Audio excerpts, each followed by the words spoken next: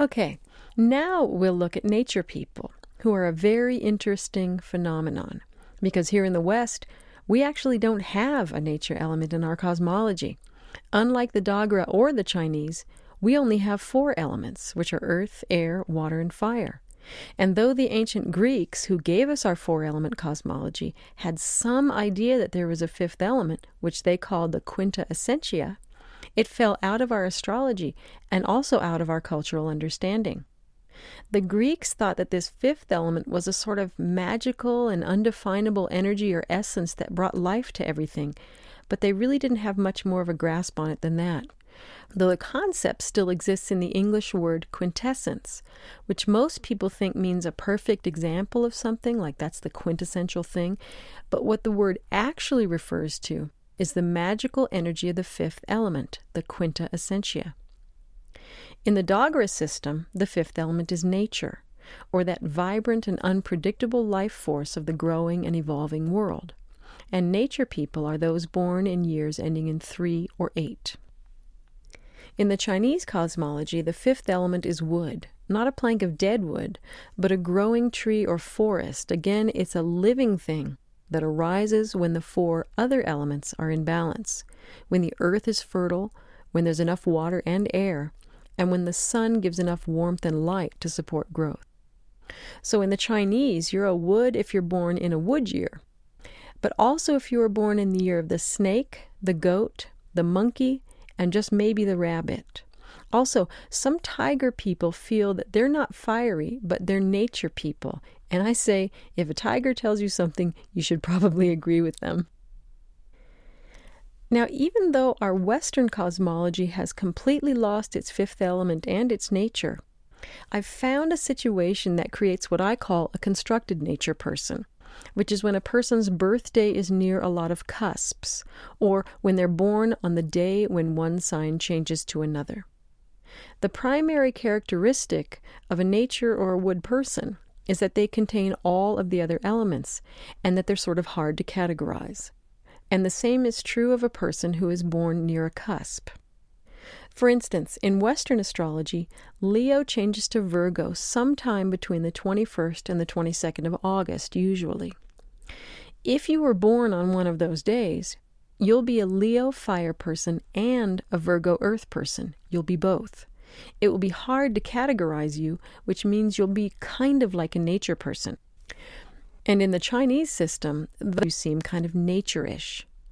Also, anyone born in the last days of December or the first days of January could be on the cusp of the Dogra elemental years, and that can be very nature-ish as well.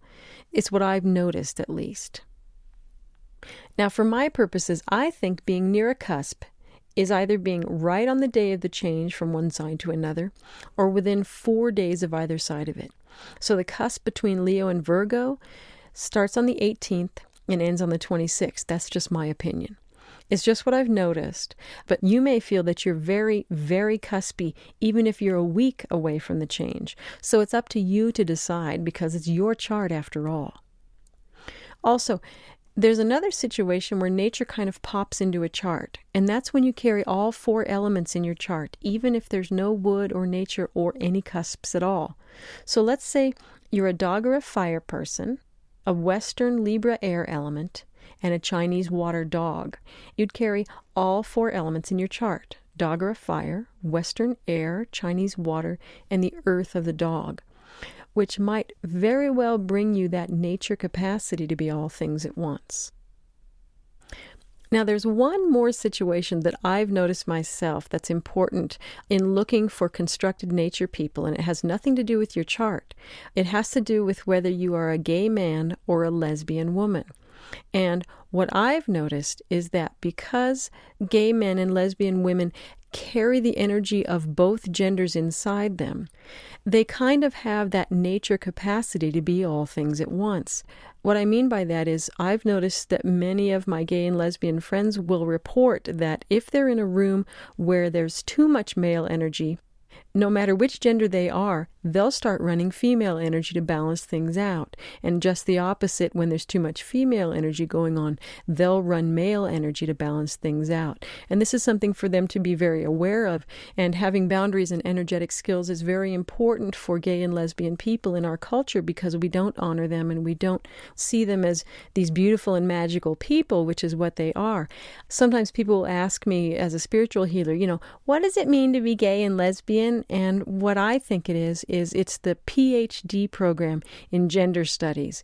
It's a life journey for people who can really do it all. So for me, with my friends who are gay and lesbian, I'm just very aware to be extremely focused in my own energy so that they don't have to act as a conduit for any kind of gender energy I'm not working with. So as you look at your gay and lesbian friends, just watch and see, do they change to balance the energy in a room? Because that's what a nature conduit does. Now, this might seem a little bit complex, but I think it's really important, and I think it's why I find the Western zodiac to be probably the least important of the three cosmologies, because our Western cosmology is totally unfinished. It doesn't contain the fifth element, and in my opinion, it isn't as complete elementally as the Doggerra or the Chinese cosmologies. You may not agree, especially if you're very, very focused on Western astrology, but it's what I've noticed. So when I look at a person's chart, I feel that the Doggerra element and the Chinese element are the most important because they come from ancient five-element cultures that have more information than we do, and that our Western sign is the least important because it's a part of an unfinished and struggling and incomplete four-element culture. So that's why I look so closely in charts for constructed nature people, because our cosmology just leaves them out in the cold. And most Western nature and wood people would agree wholeheartedly about that. It is hard to be a nature or a wood person of either gender in a culture that doesn't even know you exist. And that's tragic, because nature and wood people are actually living models for what it looks like when a person has all of their elements in balance. Or perhaps I should say that they should be living models for balance, because very few nature people are allowed to grow up as themselves. See, very few nature people are allowed to be all things and no things at the same time. And that's a real shame, because they are people who can make themselves comfortable in the center of chaos, who can talk to people of each element in that element's own language, and who know how to walk in all sorts of different worlds. In our culture, nature children are rarely celebrated for themselves. Instead, people call them flighty or hyper, or worse, stupid. Their specialty is being open and flexible, funny and magical, and totally interested in dozens of things at the exact same moment. And we just don't support that. Many older nature people are very familiar with the word flibbertigibbet, which is almost a subtitle for Western nature people. Here in our unfinished four-element culture, we value either or and black and white thinking. We're either spiritual or we're worldly. We're either logical or we're emotional. And we're either serious or we're silly. But a nature person can be all six at once, and our culture doesn't know what to do with them. It's very rare to find a nature person who is celebrated or even supported for their magical qualities, and that's our loss.